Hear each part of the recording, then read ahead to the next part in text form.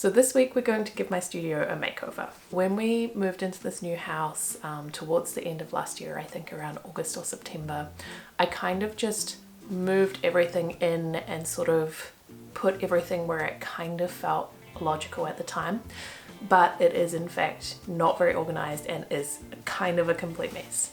The things that I'm most worried about in my studio space, I have shelves in here but I'm not using the storage very well. I need a place where I can flatten linocut blocks and prints, and I just kind of have put that on a desk that sort of sticks out from the wall and it's not very good. I have an open shelf where I charge all of my electrical equipment like my laptop and my batteries for my camera, which is not very appealing. I'd rather hide that away if I can. So essentially my goal at the end of this video is to have everything organized into a place and it be easy to navigate, to have the tools that I use the most out and accessible for me to find and use, and essentially to be able to walk into my studio and feel ready to work and kind of creative and have things around me that make me feel inspired and ready to go. Also, throughout this video, my partner Christopher will be helping me out with some of the carpentry stuff and power tool stuff because that is not my forte, but I will try and give stuff a go where I can. So first things first, I have this rug under my desk that I thought I really wanted to put in here and it doesn't really fit anywhere else in the house, but it wrinkles all the time and it's driving me insane. So I really just need that out. I hate the sensation of the wrinkles under my feet and I feel like it's damaging the rug to be kind of stretched and pulled by the table. So I'm gonna move that.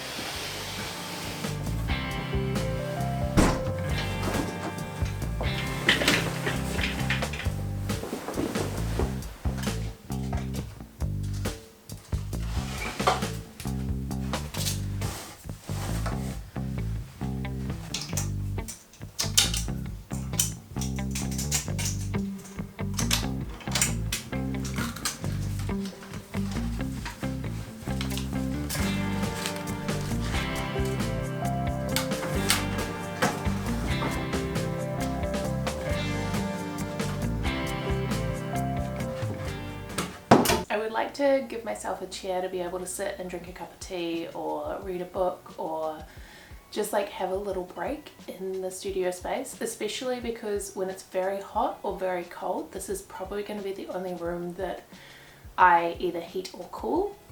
So this chair, I bought it as an outdoor chair. It's seen a bit of weather. It's got some staining from muddy dog paw prints and the dogs have done a little bit of damage to the, like, it's not actually cane, it's like plastic, but they've done a little damage to the kind of caning that runs up the side. So the chair itself needs a little bit of a clean and I need to glue this. I'm also going to dye the white cushion covers a different color just to cover up the kind of wear and tear that it's seen across a few years of use.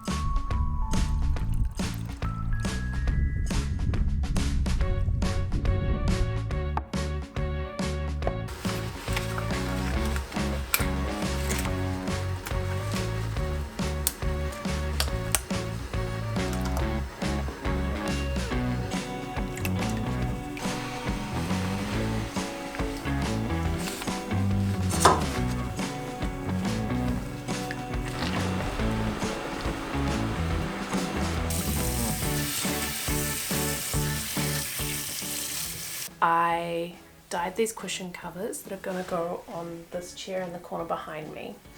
Now, the color I would say is like, it's kind of tree frog green. It's like, it's not a good color. It's not the color I would have liked. So what I'm thinking is I've ordered some more dye. There seems to be a really limited variety of different dyes in the synthetic fabric range that I'm looking at. So I've got a blue dye, it's called Smoky Blue, and I'm hoping if I layer that dye over this color, we're going to come out with something a little bit more muted and a little bit more in line with what I wanted. But if I end this video and I don't show you that chair in the corner, just assume that I have kept dyeing this fabric until it turns literally black.